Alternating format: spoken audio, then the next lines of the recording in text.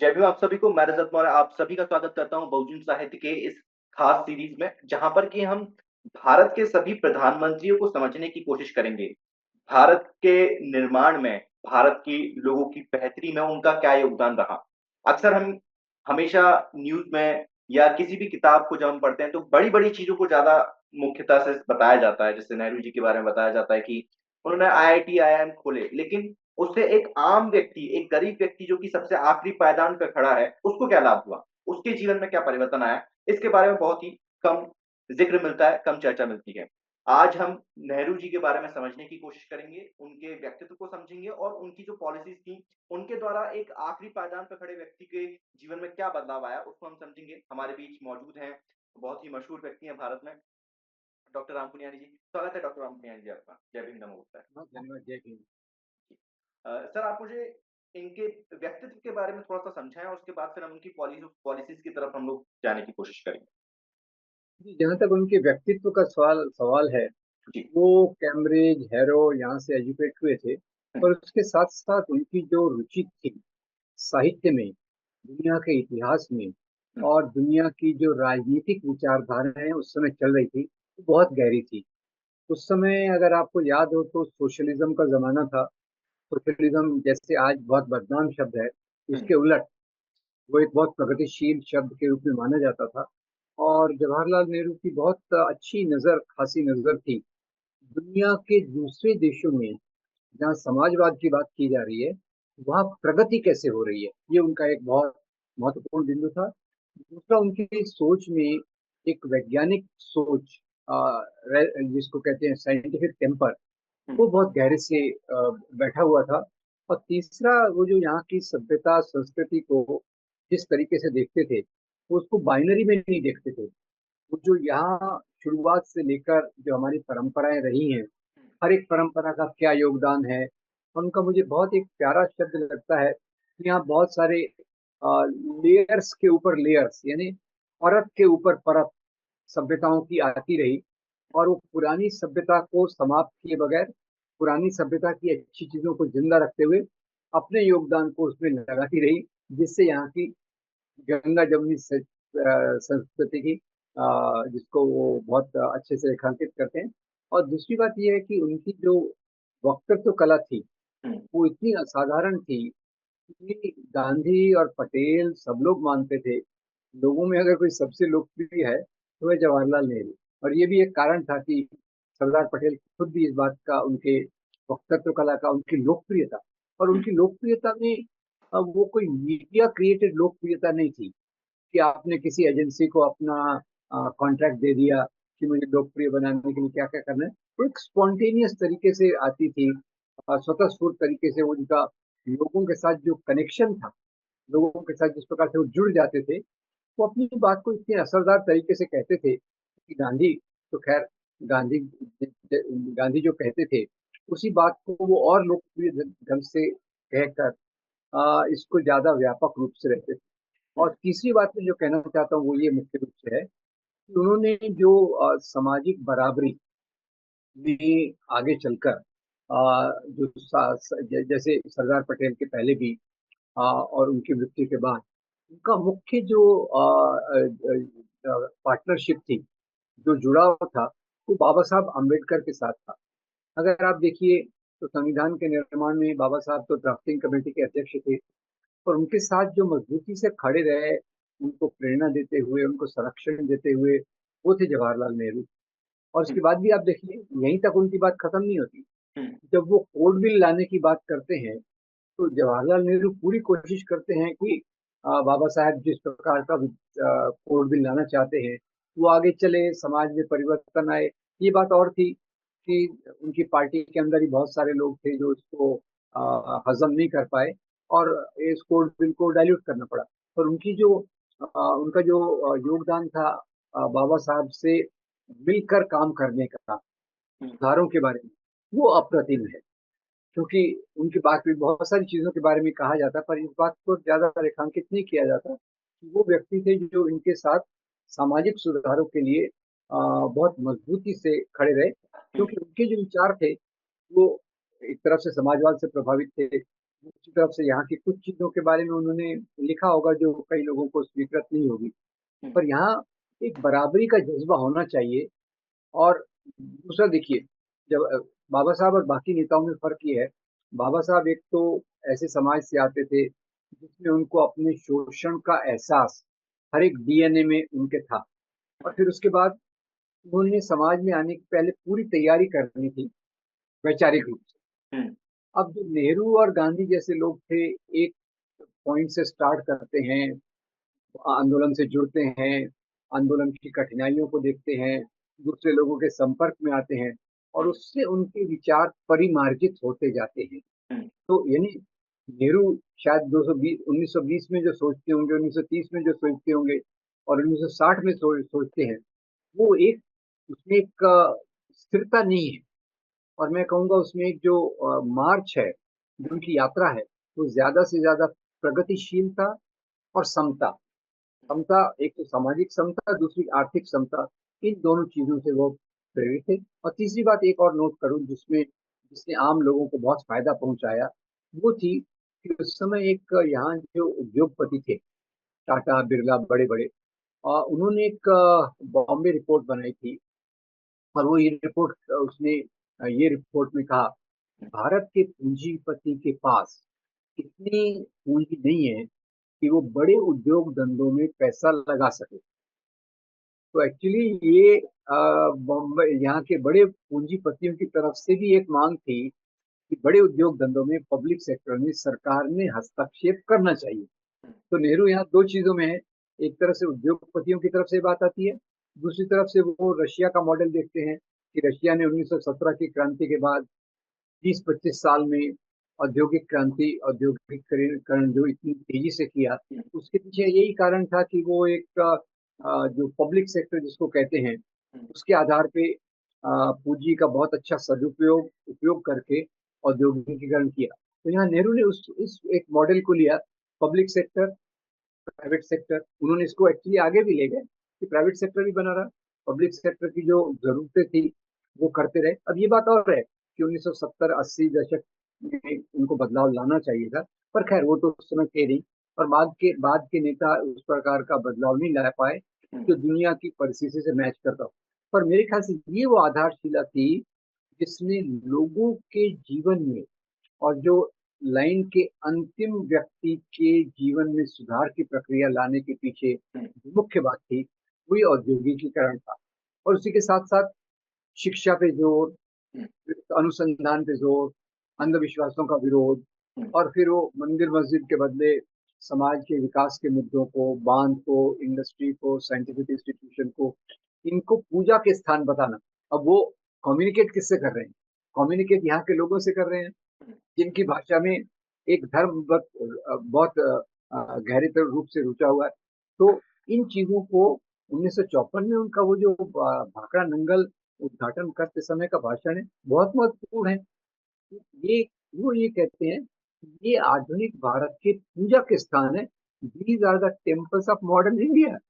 ये देखिए, लोगों को अपील भी करता है। और उस समय की कई फिल्मों में मुझे याद है, मैं तो उस समय था भी सही, थोड़ा बहुत देखता भी था। जैसे नया दौर आप देखिए, नया दौर, हुँ, नया दौर में आम लोग कैसे मजदूर बनते हैं, वो उस हुँ, फिल्म को याद कीजिए, कभी मौका मिले तो उसको देखिए। बिल्कुल। वो नेहरू की नीति का था कि हजारों मजदूर आ रहे हैं सड़क पे, एक हुँ, तरफ देश का निर्माण हो रहा है, दूसरी तरफ उनकी जिंदगी में भी बदलाव आ रहा है, हुँ, साथ ही हाथ बढ़ाना साथ ही रहे। और हुँ, तीसरी बात मैं जो कहूंगा, उन्होंने उस समय कोऑपरेटिव फार्मिंग हुँ, और जो गांव में जो हमारा अंधकारमय जीवन था, हुँ, उसके लिए उन्होंने जो आप कोऑपरेटिव को क्या कहेंगे, जो उसको सहकारी। उसकी कल्पना, सहकारिता, हुँ, सहकारिता के आधार पे उन्होंने जो चीजों को लाया, वो मेरे ख्याल से अपने आप में मील का पत्थर।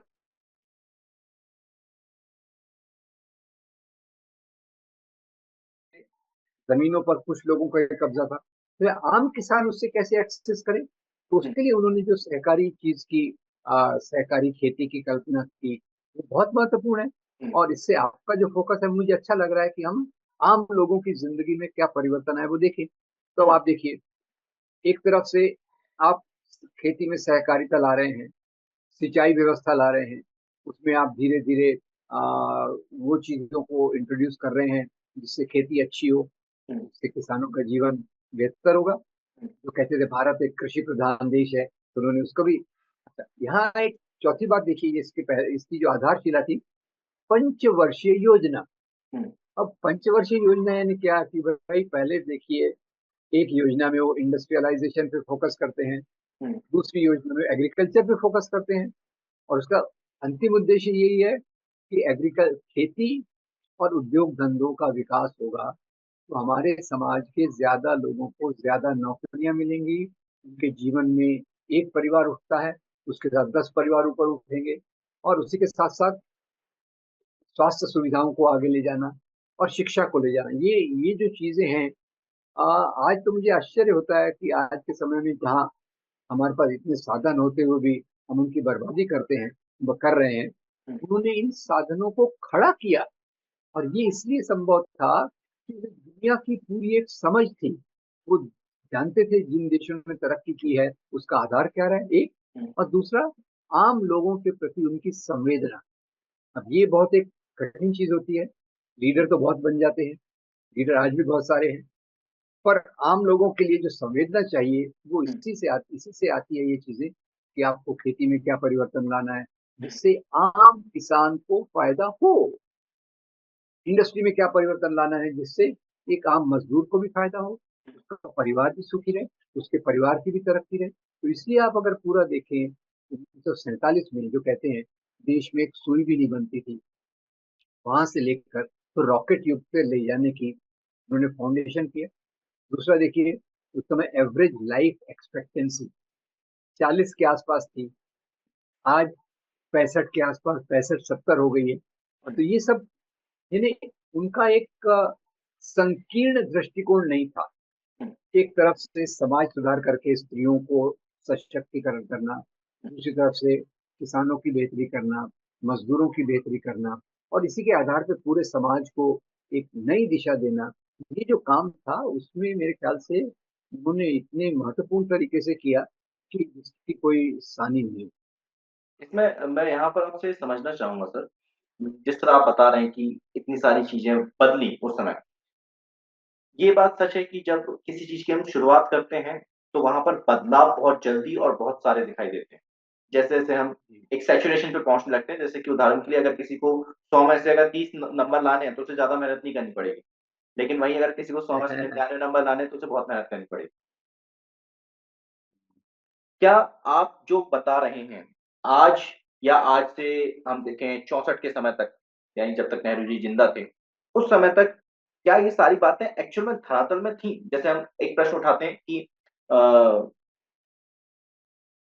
भूमि का विकेंद्रीकरण, ज़मीन का विकेंद्रीकरण क्या सम हो गया था उतना? आज भी हम देखते हैं कि ऐसा नहीं है, और तब की तो हम छोड़ ही दें। इसी तरह हम देखते हैं क्या किसानों के साथ या किसानों के लिए जो नीतियाँ उन्होंने बनाई, क्या वो उतनी कारगर रहीं? हम आज की डेट में हम देखते हैं, भले ही वो उस समय रही हों या नहीं रही हों, मैं इस चीज़ को नहीं समझता, इसके ऊपर आप रोशनी डालिएगा। लेकिन आज हम देखते हैं कि वो कहीं नहीं है। आज हम देखते हैं किस तरीके से किसान जो है वो आत्महत्या करने के लिए मजबूर हैं। इसी तरीके से जब हम बात करते हैं आईआईएम की, आईआईटीज़ की, इन संस्थानों में मेरे ख्याल से आखिरी पायदान पे खड़ा व्यक्ति नहीं जा रहा है पढ़ने।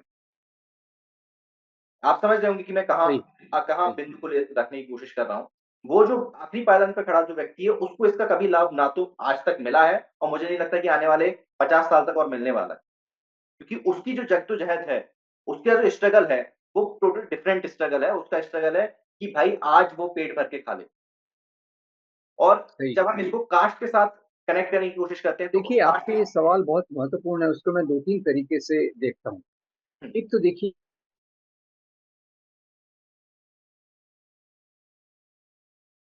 इंडस्ट्रीज को एस्टेब्लिश करते हैं, तो उसके साथ साथ सर आप इंडस्ट्रीज। आपकी वॉइस वॉइस रुक गई थी, तो एक बार प्लीज़ दोबारा आप शुरू करिए। जी, तो ये जो आप कह रहे हैं बिल्कुल सही बात है, क्योंकि जब तक आप प्राथमिक शिक्षा, हुँ, प्राथमिक स्वास्थ्य को ध्यान नहीं करेंगे, तब तो आगे वाली चीजें तो बाद में आती हैं। तो एग्ज़ैक्टली। ज़रूरी इसलिए था क्योंकि आप अगर इंडस्ट्रीज खड़ी कर रहे हैं, हुँ, तो उनको मैनेज कौन करेगा? आपको आईआईटी चाहिए उसके लिए, आपको उसके लिए आईआईएम चाहिए। तो भले ही आईआईएम और आईआईटी से आम व्यक्ति को उतना फायदा ना हो, पर उसके कारण जो इंडस्ट्रियलाइजेशन में मदद हुई, वो देखिए कि मजदूरों की संख्या, मतलब लोगों का मजदूरी के क्षेत्र में जाना वो बहुत बड़ा। तो मैं उसको इस रूप में देखता हूँ कि ये जो समाज जो है, वो उसके बहुत सारी परतें होती हैं, हुँ, और हर एक परत का अपना अलग महत्व होता है। तो उसमें आईआईटी आईआईएम को डायरेक्टली भले ही हम इसमें न ला सकें, पर उनके बगैर ये इंडस्ट्रीज भी चल नहीं सकती। हुँ, और दूसरा, आपने बहुत अच्छा मुद्दा उठाया कि भारत में जमीन का विकेंद्रीकरण जो होना चाहिए था वो नहीं हो पाया, हुँ, और वो वही मेरे ख्याल से भारत के विकास में सबसे बड़ा रोड़ा रहा है। हुँ, और इसलिए मुझे लगता है कि जो सहकारी खेती की कल्पना वो इसीलिए की गई थी कि एक छोटा मजदूर है, एक छोटा किसान है, वो खुद होकर अपने दूसरे लोगों से न स्पर्धा कर सकता है, न उनके सामने खड़ा रह सकता है। तो सहकारिता की जो बात आई, अभी भी आप देखिए महाराष्ट्र में भी सहकारी आंदोलन के कारण किसानों में एक बहुत बड़ा परिवर्तन आया। ये बात और है कि धनी किसान उसमें और ज्यादा समृद्ध हो गए, और आम किसानों को थोड़ा फायदा हुआ। तो ये तो हमारे समाज की जो विषमता है, वो विषमता से तो पूरी तौर से उन्होंने उबारा, ये मैं दावा नहीं कर रहा। पर मैं ये कह रहा हूँ कि जितना संभव था हुँ, उन्होंने कोशिश किया कि इस हालात में भी एक किसान का हित देखने के लिए, अगर भूमि का विकेंद्रीकरण नहीं हो सकता, जैसे वो एक व्यक्ति ने किया शुरू में, शेख अब्दुल्ला ने, सीपीएम ने बंगाल में किया सत्ता में आने के बाद। हुँ, उसके अलावा भूमि का विकेंद्रीकरण तीसरा केरला में ईएमएस नंबूदिरिपाद की सरकार करने वाली थी। हुँ, और समाज की जो ताकतें थी वो इनके विरोध में खड़ी थी। हुँ, उस हालात में इसके लिए बदले सहकारी खेती की कल्पना लाना, ये एक महत्वपूर्ण कदम था मेरे ख्याल से।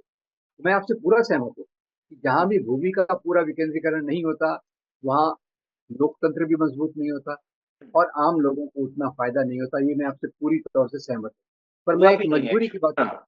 नहीं, मैं उस चीज़ को समझ रहा हूँ, लेकिन मैं इसको थोड़ा और डिटेल में समझना चाहता हूँ और मैं अपने दर्शकों को भी समझाना चाहता हूँ कि कोई भी जो व्यक्ति होता है, वो महान नहीं होता है। हमें उसको समझने की ज़रूरत है, उसके अलग-अलग पहलू होते हैं। एक व्यक्ति किसी चीज़ में बहुत अव्वल होता है, लेकिन वहीं दूसरी तरफ वो किसी चीज़ में पिछड़ भी रहा है। तो भले ही उन्होंने आईआईएम और आईआईटीज़ बनाए हैं, भले ही उन्होंने बहुत सारे अनुसंधानों का नींव रखी, लेकिन वो कहाँ पिछड़ गए हैं? या वो नहीं पिछड़ना चाहते थे, जी, लेकिन फिर भी रिज़ल्ट तो अल्टीमेटली एफर्ट्स को कोई मायने नहीं रखता, रिज़ल्ट क्या है वो मायने रखता है। ठीक है, रिजल्ट में अब जैसे एक उदाहरण लीजिए कि हिंदू कोड बिल, हुँ। ठीक है, इस इस ये इस पर महिलाओं, इस पर हम आएँगे सर, इस पर हम आएँगे, लेकिन मैं अभी उस पर केंद्रित रहना चाहूँगा। मैं हाँ, उसी बात में मैं बताता हूँ कि यहाँ जो ये पार्टी का आधार था, हुँ, जो कांग्रेस रूलिंग पार्टी थी, और ज्यादा जो शासक वर्ग का आधार था, हुँ, वो उसमें कई जमींदार भी घुस गए थे। हुँ, और भूमि का विकेंद्रीकरण रोकने के लिए उन्होंने बहुत सारे कदम भी उठाए थे। हुँ, जैसे आपको पता है कि उन्होंने लैंड सीलिंग लाई। हुँ, तो जमींदारों ने क्या किया, अपने कुत्ते, बिल्ली, चाचा, भतीजा, मामा, सबके सही। नाम पे हुँ, छोटी छोटी जमीन कर दी। और फिर विनोबा भावे ने जब वो भूदान आंदोलन किया, तो हुँ, उसमें भी उनको वो जमीन मिली जो किसी काम की नहीं थी। हुँ, तो ये बात मैं आपसे पूरा सहमत हूँ। और हुँ, भारत की आज की आधी समस्याएं इसी बात में है कि भूमि का विकेंद्रीकरण जो होना चाहिए था, हुँ। वो नहीं हो पाया। अब उसके लिए जी, किसको जिम्मेदार ठहराया क्या जाए, वो मैं नहीं जानता। नहीं, हो मैं मैं सकता है मैं इसको पार्शियली ज़िम्मेदार मैं उन्हीं को मानता हूँ जो कि उस समय पहली सरकार में थे। उनकी सभी लोगों की ज़िम्मेदारी बनती हो है सकता कि उन्हें ये करना चाहिए था। एक सिर्फ़ इकलौते मैं नेहरू जी को भी नहीं करूँगा कि वो पूरे तरीके से ज़िम्मेदार थे, क्योंकि कई सारी चीज़ों पर हम देखते हैं कि हिंदू कोड बिल पर जैसे आप बात करने वाले थे, उस पर मैंने आपको टोक दिया, माफ़ी चाहूँगा। हिंदू कोड बिल में हम देखते हैं कि doctor Ambedkar Hindu code bill के ऊपर अपना इस्तीफ़ा थमा देते हैं हाथ में।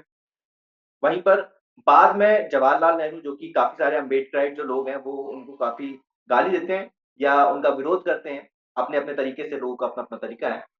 तो वहाँ पर वो ये चीज़ भूल जाते हैं कि वही जवाहरलाल नेहरू हैं जिन्होंने कि डॉक्टर अम्बेडकर का जो हिंदू कोड बिल है, भले ही उसको टुकड़ों-टुकड़ों में, लेकिन उसको इम्प्लीमेंट करवा पाए वो। और उसी ड्यूरेशन में हमें 2 चीज़ें दिखाई देती हैं। मैं इस पर आपसे चाहूँगा कि इस पर आप ध्यान आकर्षित कीजिएगा अपना भी कि एक तरफ तो जो जवाहरलाल नेहरू हैं, वो जब पहले चुनाव में टिकट बाँट रहे हैं, तो उसमें आप देखेंगे, मैंने जो देखा कि जितने भी भारत में मुख्यमंत्री बने, वो सारे अपर कास्ट के थे। और मुख्य रूप से उसमें ज़्यादातर ब्राह्मण थे। वहीं पर एक तरफ तो वो उस सामंतवाद को समर्थन भी कर रहे हैं और वहीं दूसरी तरफ उसी ब्राह्मणवाद का वो जब डॉक्टर राजेंद्र प्रसाद के सामने वो उसका विरोध भी कर रहे हैं कि डॉक्टर राजेंद्र प्रसाद जो भारत के पहले राष्ट्रपति थे, वो एक ब्राह्मणवादी व्यक्ति थे, मुझे ये कहने में कोई भी गुरेज नहीं है। उस समय वो उनका विरोध भी कर रहे हैं। तो ये इस चीज़ पे मैं आप अपना थोड़ा नज़रिया आप पेश करें। नहीं नहीं, रजत आपने बहुत महत्वपूर्ण बात कही है।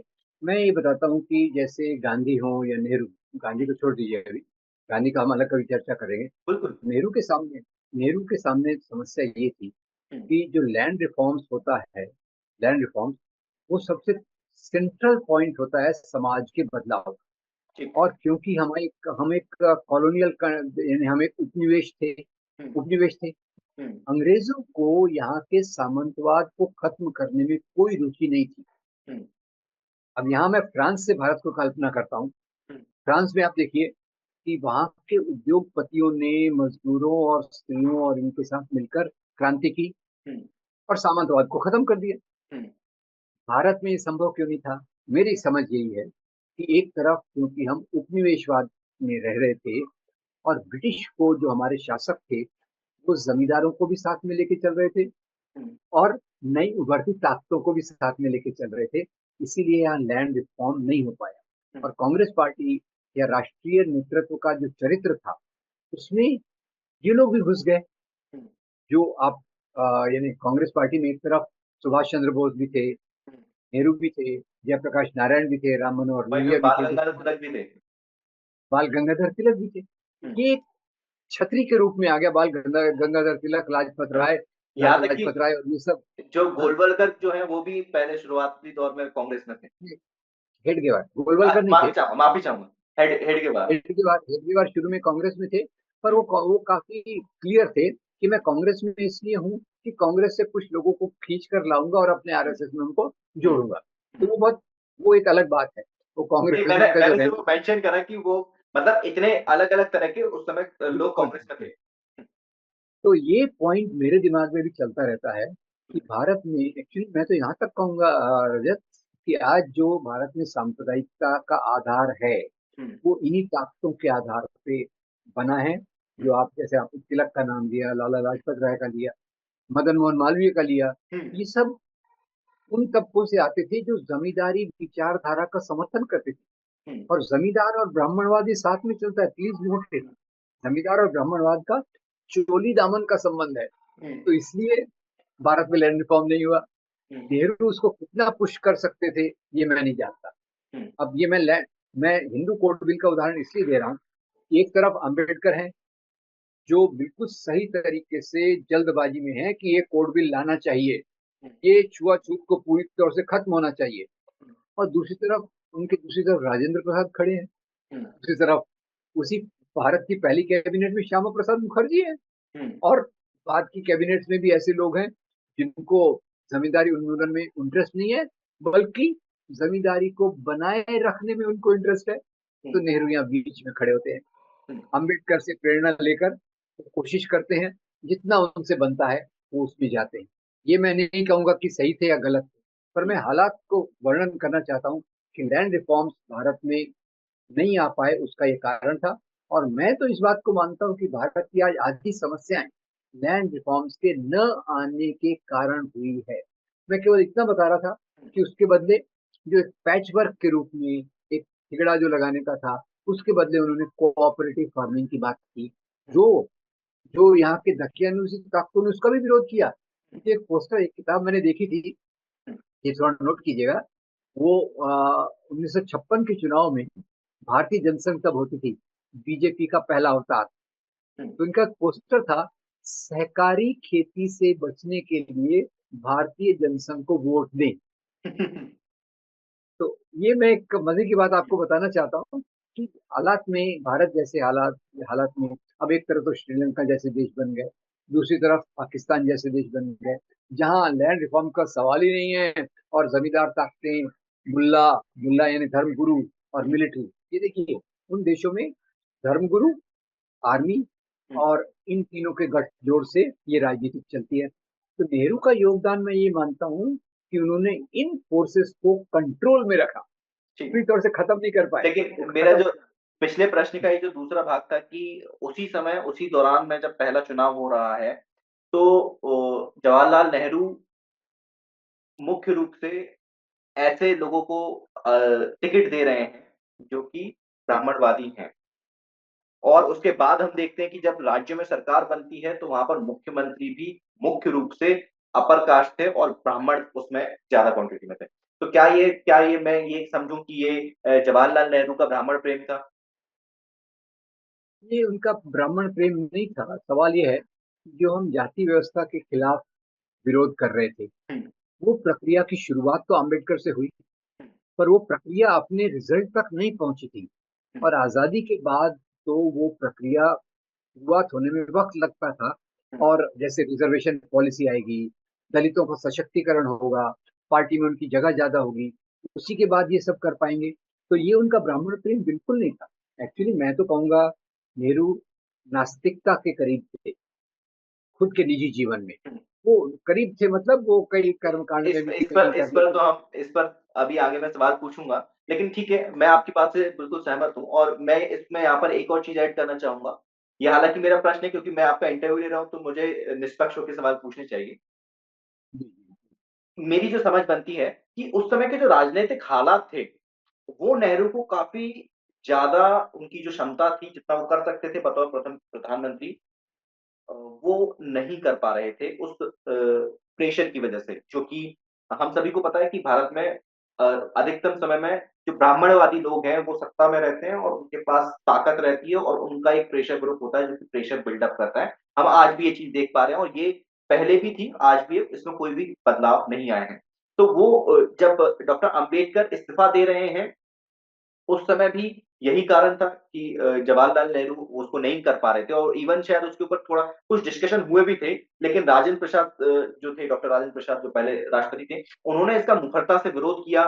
इवन जब बाद में डॉक्टर अम्बेडकर के इस्तीफा देने के बाद, जब जवाहरलाल नेहरू टुकड़ों में वो बिल लेके जा रहे हैं, तो जो राजेंद्र प्रसाद सर है, वो उसको भेज रहे हैं वापस, क्योंकि राष्ट्रपति के पास तो पावर है ना, वो भेज सकता है। तो वो जी, वो बिल को वापस भेज रहे हैं और फिर वो बाद में बता रहे हैं कि महाभियोग भी चलाया जा सकता है, यानी कि ये इतनी स्ट्रिक्ट उन्होंने बात की थी जवाहरलाल नेहरू ने डॉक्टर राजेंद्र प्रसाद सर के खिलाफ, जी, कि आपके खिलाफ महाअभियोग भी चलाया जा सकता है। तो ये सिर्फ मेरा कि तथ्य सामने आने चाहिए। वो जी। मेरा नहीं, ये देखिए, जवाहरलाल नेहरू को एक मध्य मार्ग चुनना पड़ा, हुँ, नॉट बाय चॉइस। हुँ, वो पार्टी का जो स्ट्रक्चर था, राष्ट्रीय आंदोलन का जो स्ट्रक्चर था, हुँ, और क्योंकि ब्रिटिशों को भगाना बहुत जरूरी था, हुँ, और उसके लिए सवर्ण भी साथ में थे। सवर्णों की सत्ता कोई खत्म थोड़ी हुई थी। तो वो जो मैं फ्रांस का उदाहरण इसलिए देता हूँ कि फ्रांस में इस प्रकार का कोई कंपल्शन नहीं था, कोई मजबूरी नहीं थी कि हुँ, पुराने वर्ग के लोगों को साथ में लेके चला जाए, जो भारत में दुर्भाग्यवश रही। और वो हुँ, ही नेहरू की कमजोरी रही, और उन्होंने इसके खिलाफ निश्चित रूप से संघर्ष किया, ऐसा हुँ, मुझे लगता है। हुँ, वो उसमें सफल नहीं हुए हुँ। क्योंकि सामाजिक रचना वैसी थी। ठीक। अगला मेरा प्रश्न है सर, ये अक्सर कहा जाता है कि 370 और जो कश्मीर समस्या है, वो जवाहरलाल नेहरू की वजह से पनपी। इसमें ये भी कहा जाता है कि सरदार वल्लभ भाई पटेल तो कश्मीर को देने के लिए पक्ष में थे, क्योंकि जवाहरलाल नेहरू कश्मीर से ही आते थे और वो कश्मीरी पंडित थे। तो उनका जो कश्मीर प्रेम था, वो उन्हें अलग नहीं होने दे रहा था और उसके अलग-अलग क्या पहलू हैं, ये तो एक पहलू मैंने आपके सामने रखा जो आमतौर पर समाज में प्रचलित है। लेकिन उसके अलग पहलू क्या थे, ये आप थोड़ा समझाएँ? जी, देखिए, मुख्य पहलू ये था, कुछ लोग कहते हैं कि उनका भावनात्मक अटैचमेंट हुँ, कश्मीर के साथ था, हुँ, पर मुझे लगता है उससे ज्यादा कारण जो था, वो था कि वो शेख अब्दुल्ला को कश्मीर के लोकतांत्रिक नेता के रूप में देखते थे।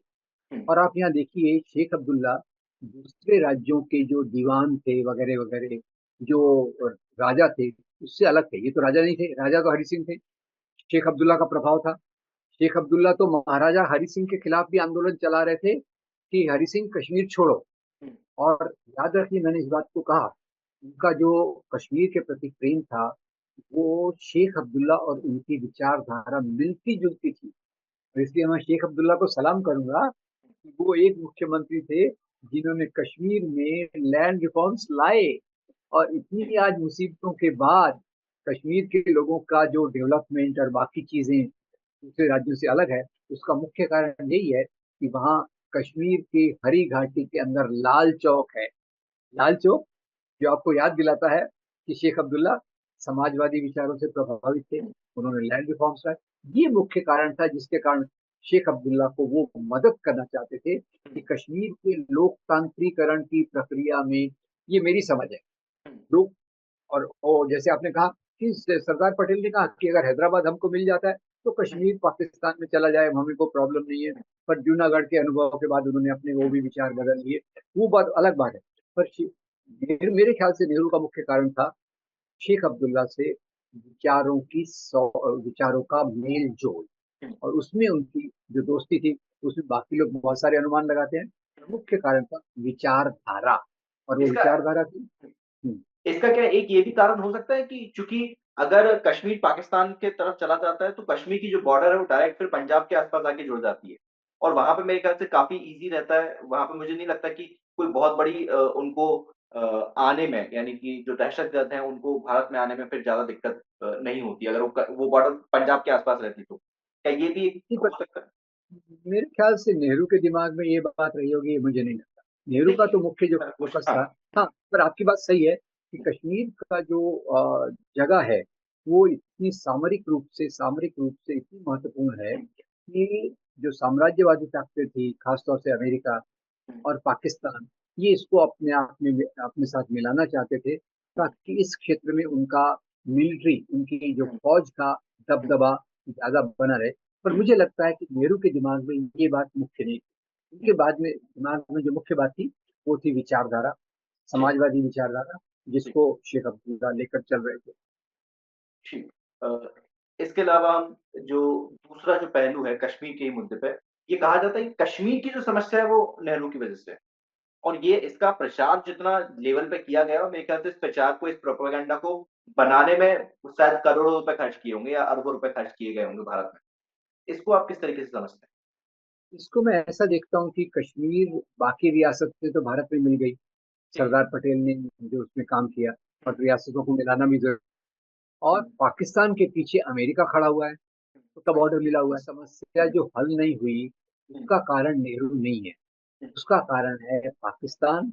पाकिस्तान के पीछे अमेरिका की सामरिक नीति, क्योंकि अगर आप देखें तो पाकिस्तान उस समय, और आज तो कम है, उस समय पूरा पूरा अमेरिका का पिछलग्गू था, और वो अमेरिका चाहता था कि इस क्षेत्र में उसका वर्चस्व बना रहे, हुँ, और इसलिए पाकिस्तान के माध्यम से वो कश्मीर में अपनी उपस्थिति बनाए रखना चाहते थे। ये उसका मुख्य कारण था।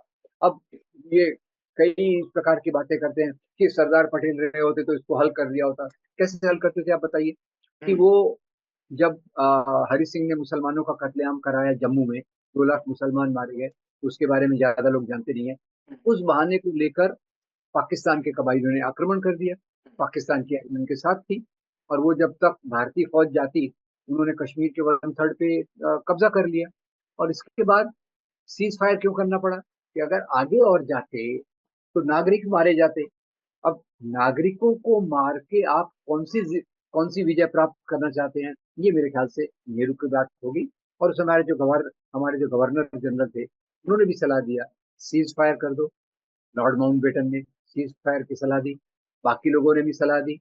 और उस समय यूनाइटेड नेशंस बहुत पावरफुल था कि भाई यूनाइटेड नेशंस हमको न्याय दे देगा। अब यूनाइटेड नेशंस न्याय देना भी चाहता था कि भाई पाकिस्तान आप अपना आक्रमण खाली करो, भारत आप अपनी सेनाएं कम करो, और यूनाइटेड नेशंस के सुपरविजन में कश्मीर में प्लेबिसिट रेफरेंडम मत संग्रह होगा, और उसमें कश्मीर के लोगों को ऑप्शन होगा, आप पाकिस्तान में मिल सकते हैं, इंडिपेंडेंट रह सकते हैं, या भारत में मिल सकते हैं। तीनों ऑप्शन देने वाले थे। पर उसमें हुआ न, नौ मन तेल होगा न राधा नाचेगी। हुँ, पाकिस्तान ने अपनी फौज को खाली करने से मना कर दिया, हुँ, और पाकिस्तान के पीछे समर्थन में कौन था? America, America. ठीक। इसमें नेहरू का जीरो दोष है, मैं तो कहूंगा। ये हुँ, परिस्थितियां थी, और उल्टा अगर नेहरू नहीं रहते तो शायद कश्मीर कब से पाकिस्तान का हो जाता था। ये हुँ, भी एक संभावना है लेकिन कि मैं यहाँ पर ज़रा आपको रोकना चाहूँगा, माफ़ी चाहूँगा अगर आपको ये गुस्ताखी लगे तो, लेकिन आप ये पूरी तरह से नेहरू को बरी कर रहे हैं कि नेहरू की गलती नहीं थी। अगर भारत में कोई समस्या होती है आज की डेट में, तो हम ये कहते हैं कि प्रधानमंत्री मोदी जो हैं, उनकी ज़िम्मेदारी है। तो क्या इस नाते से हम नेहरू को जिम्मेदार नहीं ठहराएंगे? देखिए जो भी जिम्मेदारी, परिस्थितियां चाहे कोई भी हो, लेकिन उनकी पॉलिसी इतनी स्ट्रांग होनी चाहिए थी कि ये प्रॉब्लम ही ना आती, लेकिन अब प्रॉब्लम देखिए आती है तो उसको पॉलिसी स्ट्रांग है साहब, रिस्पॉन्सिबिलिटी तो आप हमें देना देखिए पड़ेगा। कि अगर अमेरिका हस्तक्षेप कर रहा है, हम्म। पाकिस्तान हस्तक्षेप कर रहा है, नेहरू अल्टीमेटली क्या कर सकते थे, ये आप सोचिए। तो जिम्मेदारी तो खैर बनती है, नेहरू की जिम्मेदारी बनती है। और यहाँ मैं थोड़ा उनको माफ करूंगा कि उन्होंने पूरी कोशिश की कि हम्म। कश्मीर के लोगों का दिल जीता जाए, ट्रीटी ऑफ एक्सेशन हो, पर पीछे से फिर कम्युनल फोर्सेस भी आ गए। अब ये भी देखिए, इस बात को बहुत लोग कम ख्याल करते हैं कि शेख अब्दुल्ला ने जो अपने विचार बदलना चालू किए, वो श्यामा प्रसाद मुखर्जी के कारण, हम्म। क्योंकि श्यामा प्रसाद मुखर्जी तुरंत आकर कहने लग गए कि कश्मीर में ये जो ऑटोनॉमी दी है उसको खत्म करो। हम्म। तो उसमें तो कोई नेहरू कुछ कर नहीं सकते थे। हम्म। तो वहां से मुझे लगता है कि मैं नेहरू को बड़ी इसलिए करूंगा कि जो आप, कोई देश कोई राज्य आपके साथ मिल रहा है, हम्म। इसकी जनसंख्या मेजॉरिटी मुस्लिम है, मुस्लिम होने के बावजूद वो पाकिस्तान से मिलने के बदले आपके साथ मिल रहा है। तो वो उसमें एक उसका एक, और कश्मीर भारत, शेख अब्दुल्ला ने भारत को क्यों ऑप्ट किया, भारत को क्यों चुना कि एक्सेशन करना तो भारत से करेंगे? उसने दो कारण बनाए। नंबर एक, भारत में कंपैरेटिवली, अभी मैं कहूँ कंपैरेटिव शब्द मैं ऐड कर रहा हूँ, तुलनात्मक रूप से सामंतवाद को उतना सहारा नहीं है, जबकि पाकिस्तान में सामंतवाद नंगे रूप में खड़ा है। हम्म। एक ठीक। दूसरा कारण, भारत में गांधी और नेहरू जैसे धर्मनिरपेक्षता के दो बड़े सितारे हैं, ये उनका कारण था। अब उसमें नेहरू को दोष देना तो मुझे कोई प्रॉब्लम नहीं है, पर ये उनके बस का बाहर। कहीं ना कहीं नहीं, ठीक जिम्मेदारी है, कोई थोड़ी कोई बहुत तो भी तय करनी व्यक्ति पड़ती गलतियों से है। हाँ। ऊपर नहीं हो सकता। हाँ, मैं देखिए, मैं पूरी तरह दोष नहीं दे रहा हूँ उनको, क्योंकि किसी भी हाँ, परिस्थिति की अ, बहुत सारी वजह होती हैं जब वो परिस्थिति उत्पन्न होती है और उसका सॉल्यूशन नहीं मिल रहा है, तो उसके पीछे एक वो जो व्यक्ति है जो पावर में है, और जो परिस्थिति है वो सारी चीजें मिल के काम करती हैं। अगला जो मेरा सर प्रश्न है आपसे, मैं ये समझना चाहता हूँ कि उन्होंने आईआईएम और आईआईटीज़ तो बनवाए, बहुत अच्छी बात है। प्राथमिक शिक्षा शिक्षा के लिए उन्होंने क्या किया? क्या इस पर आप थोड़ा प्रकाश डाल पाएँगे? खिलाफ की आलोचना थोड़ी सही है। उन्होंने जो ऊपरी शिक्षा, ऊपर की शिक्षा थी, हुँ। उस पर ज्यादा जोर दिया, हुँ। और प्राथमिक शिक्षा के लिए उतना जितना करना चाहिए था उन वो कम किया है। हुँ। नहीं, जैसे प्राथमिक स्कूलों का खुलना हुँ। और ज्यादा ये बनना, वो प्रक्रिया चलती रही, पर शायद उसमें जितना एम्फेसिस होना चाहिए था, यहाँ उनकी एक आलोचना में हम जुड़ सकते हैं। हुँ। या इन चीजों की, इसके बारे में उनका योगदान थोड़ा कम था, हुँ। पर फिर भी, क्योंकि वो एक तो हायर एजुकेशन पे उनका फोकस ज्यादा था, हुँ। और प्राथमिक शिक्षा और ये, उसमें थोड़ा फोकस तो था, और इसमें उन्होंने अपनी जितना कम होना फोकस। चाहिए था उतना मुझे लगता है कि उतना नहीं दिया गया, और वहां से हमारी जो प्राथमिक शिक्षा की जो नींव थी वो पूरी खराब हो गई। मुझे ऐसा लगता है, ये पर्सनली मेरा ऑब्जर्वेशन। हो सकता है, हो सकता हम्म। है, इस बात को मैं मानूंगा आपको। क्योंकि प्राथमिक शिक्षा की जब हम बात करते हैं तो उस समय का वो जो दौर था, उस समय जो दलित है, जो शेड्यूल कास्ट है, और जो आदिवासी है, जो शेड्यूल ट्राइब है, वो लोग तो प्राथमिक शिक्षा के माध्यम उनके लिए खुल ही रहे थे उस समय। उनके पास तो ये ऐसा कोई था नहीं कि उनकी कम्युनिटी में कोई बहुत ज्यादा पढ़े लिखे लोग हैं तो वो डायरेक्ट हायर एजुकेशन में जाएं। इसलिए मेरा ये प्रश्न है जो कि शायद कम लोग पूछते हैं। खैर, कुछ बोल रहे थे आप? नहीं, सही है। हाँ। मैं एक ही कहना चाहता हूँ हाँ। कि उनको पूरी तौर से 24 कैरेट का सिद्ध करना, ये हमारी कोई जरूरत नहीं है। हाँ, कोई और होता भी नहीं है फिर दूसरा, टेक्निकली। कोई होता भी नहीं है, हर एक का हाँ। कुछ ना कुछ खामियां होती हैं, और ये उनका एक मेरे ख्याल से कमजोर पॉइंट था। इसके अलावा सर, मैं आपसे ये भी प्रश्न पूछना चाहूंगा कि क्या लोकतंत्र को मजबूत बनाने के लिए उन्होंने जो कदम उठाए, क्या वो उतने सफिशिएंट थे? क्योंकि आज हम देखते हैं कि वो जो सारे जो संस्थान जो उस समय बने संविधान के मार्फत, संविधान के अंडर में, वो सारे संस्थान इतने कमजोर थे कि हम 70 साल भी उनको टिका नहीं पाए। वो सारे संस्थान इस तरह से धराशायी हो गए जिसकी कोई हद नहीं है। मतलब आज की डेट में अगर हम देखें न्याय के लिए, तो मैं तो ये बहुत ही सोच और समझ के बोल रहा हूँ कि सुप्रीम कोर्ट से भी न्याय की आज की डेट में कोई उम्मीद नहीं है। इसको दो तरीके से देखा जा सकता है। हम्म। एक तो हमारे ये जो संस्थान बने वो कमजोर थे। हम्म। दूसरा ऐसे देखा जा सकता है कि इन संस्थानों के अंदर कुछ लोगों ने बहुत सिलसिले सिस्टमेटिक तरीके से घुसपैठ की। हम्म और ये बात आप मेरे ख्याल से समझ सकते हैं कि ये संस्थान, इनको जो ऑटोनॉमी और इनकी पूरी जो योजना थी वो बिल्कुल सही थी। हम्म पर इससे भी ऊपर एक चीज ऐसी है कि एक संस्था है जो लोगों को ट्रेन करती है एक विचारधारा में, हम्म और उसके आधार पे वो लोग अभी आप देखिए, आप तो शायद इसमें जानते होंगे मेरे से ज्यादा, कि जो आईएएस की एकेडमीज हैं हम्म ये चलाते हैं, उनके चलाने वालों में उस संस्था का बहुत बड़ा हाथ है। तो हम्म आशा मेरा इशारा समझ रहे हैं बिल्कुल मैं समझ गया। कि दो प्रकार से ये संस्थानों को कमजोर किया गया। हम्म एक तो अंदर से घुसपैठ, और दूसरा जो सत्ता अभी बदली है, हम्म ये सत्ता में उन लोगों को प्रोत्साहन मिल रहा है जो संस्थान की प्रतिबद्धता से ज्यादा, जिनकी प्रतिबद्धता विचारधारा में है, हम्म जिनकी प्रतिबद्धता अभी के शासन में है। तो हम्म ये एक चीज है।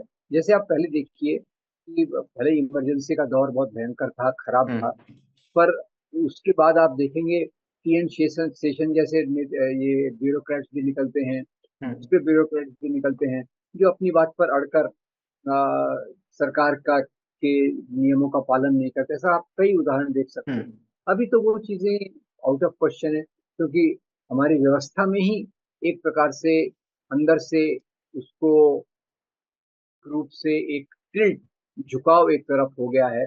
उसके कारण मेरे ख्याल से ये संस्थान कमजोर हो रहे हैं। ये या मैं इसको अगर, क्योंकि आज हम बात कर रहे हैं जवाहरलाल नेहरू के ऊपर, तो मैं ज्यादातर उनको डिफेंड तो करूंगा नहीं, मैं उनकी कमियां ढूंढने की कोशिश करूंगा कि कहाँ कहाँ कमी बिल्कुल है। बिल्कुल तो करना चाहिए।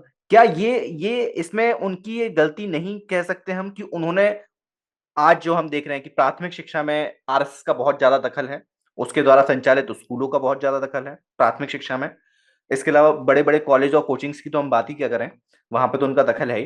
क्या वो जो एक जो ढांचा था जिसमें कि प्राथमिक शिक्षा सरकार द्वारा दी जाती, अगर वो बना दिए जाते और बहुत अच्छे तरीके से सुव्यवस्थित तरीके से अगर बनाए जाते, तो इस तरह की जो संस्थाएं जो आकर जो समाज को बांटने का काम करती हैं और फिर वो स्कूल वगैरह प्राथमिक शिक्षा में दखल देती हैं, क्या वो कम नहीं हो सकता था? हो सकता था, मुझे ऐसा लगता है।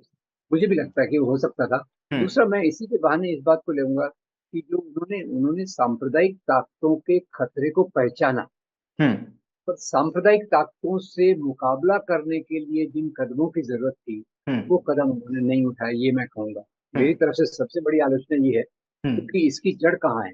हमारे संस्थानों का कमजोर होना, हम्म प्राथमिक शिक्षा में उन क्षेत्रों में घुसपैठ होना, जो हम्म सांप्रदायिक राजनीति के मजबूती के कारण है।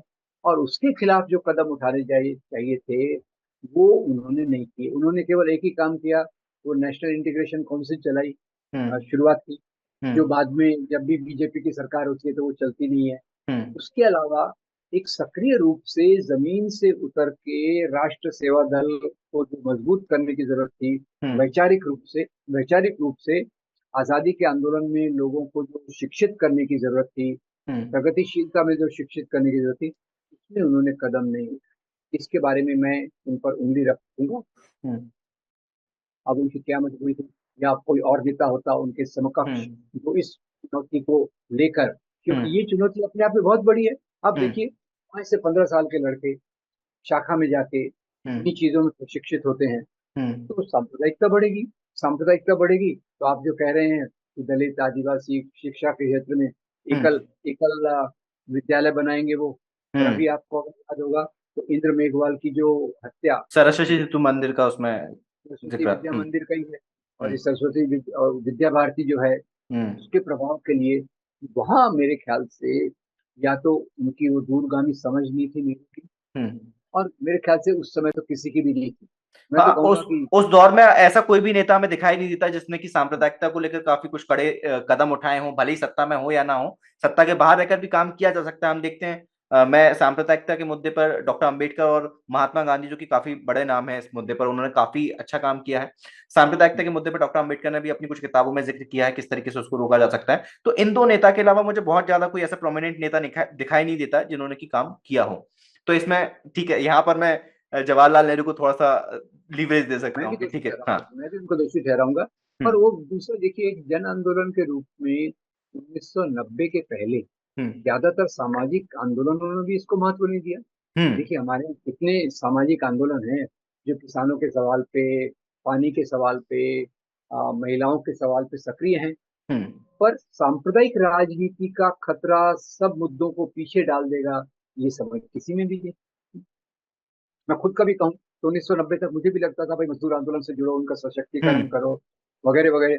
ये जो बाबरी मस्जिद के बाद ही मेरी नींद खुली कि भाई असली समस्या कहीं और है।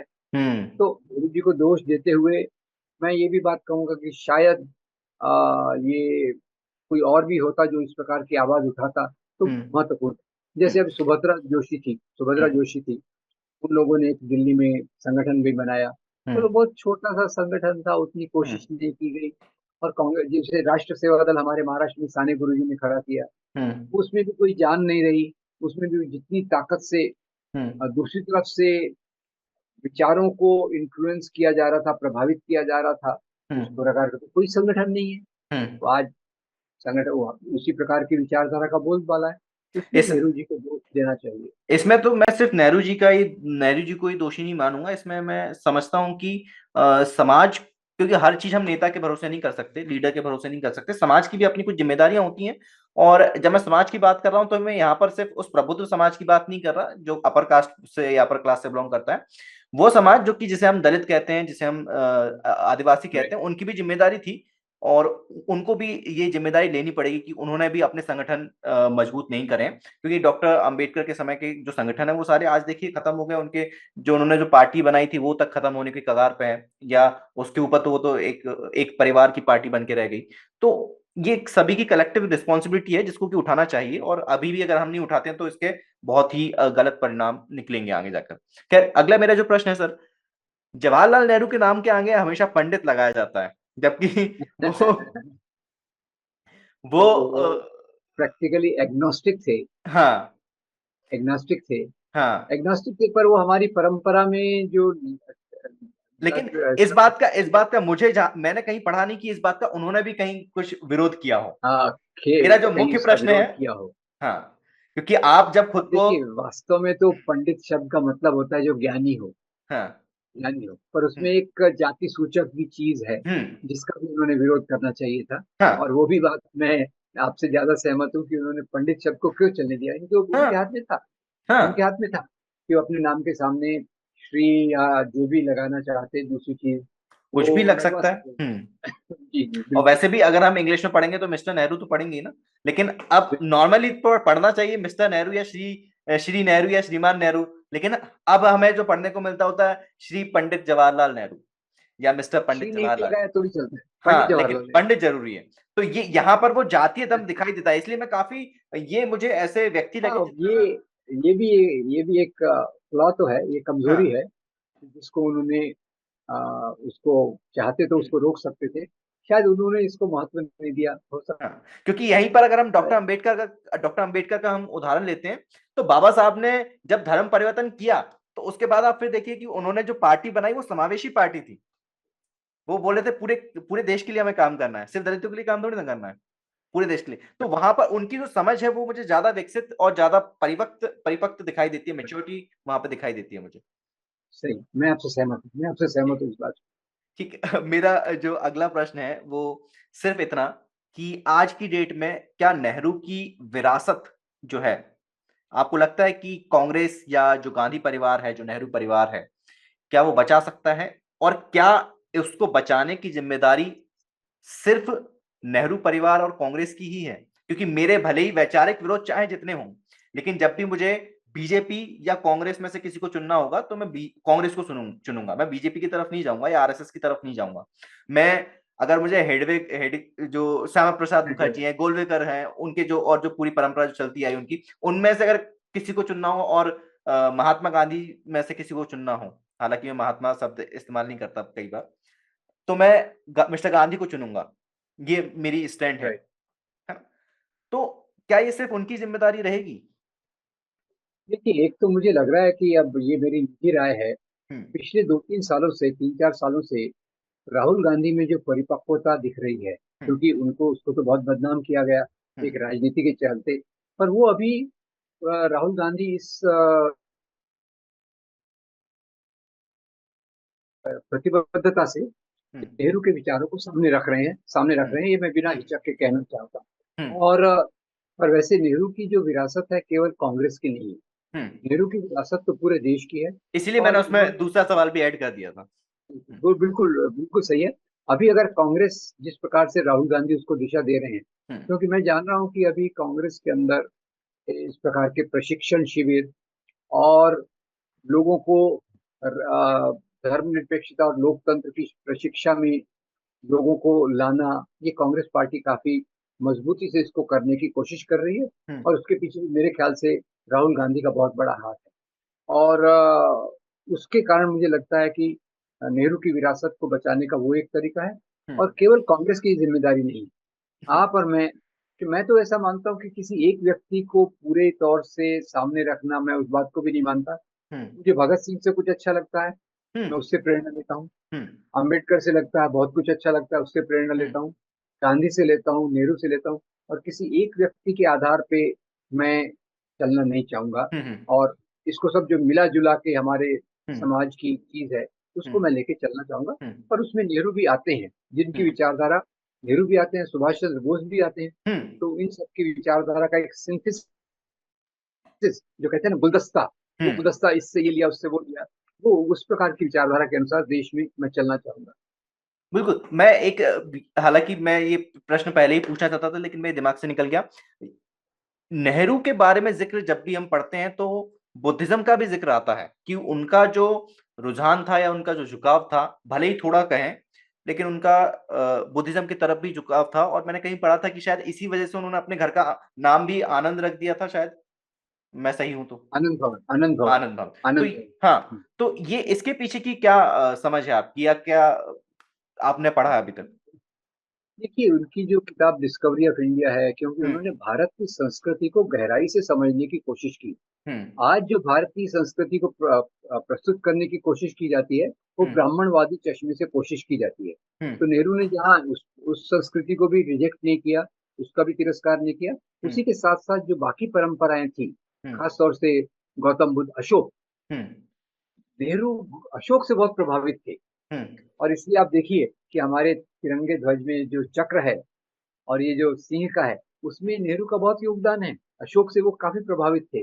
और इंटर्न वो गौतम बुद्ध की जो भी शिक्षाएं हैं, उनसे भी काफी प्रभावित थे, इसमें मुझे कोई शक नहीं हम्म कि उनका एक आज मैं कहीं पढ़ रहा था कि अगर वो प्रधानमंत्री नहीं भी होते, तो उनका जो योगदान है विचारों के क्षेत्र में, फिलोसफी के क्षेत्र में, दर्शन शास्त्र में, उसके लिए भी वो उनकी अपनी अमिट छाप छोड़ हम्म जाते और पूरे देश को प्रभावित करते। तो आपकी बात बिल्कुल सही है कि वो बुद्ध धर्म और खास तौर से सम्राट अशोक के तरीकों से बहुत प्रभावित थे, जो हम्म हमको विस्तार में समझना चाहिए।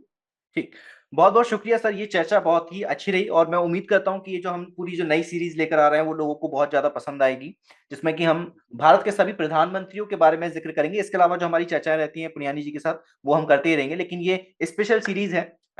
और ये मैं यहाँ पर क्लियर कर दूं कि मैंने आपको वैसे कॉल पे बता दिया था कि किसी भी चीज को तोड़ मरोड़ कर कैसे रखा जाता है। ये आज की डेट में हम देख सकते हैं कि भारत के पहले प्रधानमंत्री को किस तरीके से 8 मिनट भी नहीं दिए थे एक शो में और वो खत्म कर दिया, जबकि मोदी जी को पूरे 15 से 17 मिनट दिए थे एक शो में।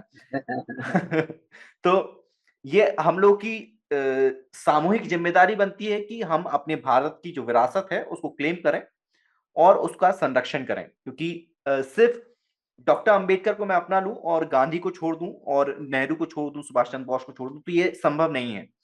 सभी में कुछ ना कुछ गुण हो सकते हैं। हाँ, मैं खुद को बहुत स्ट्रांगली क्लेम करता हूं कि मैं अम्बेडकराइट हूं, और मैं, आप मेरे ज्यादातर विचार देखेंगे वो मैं डॉक्टर अंबेडकर को ही फॉलो करता हूं।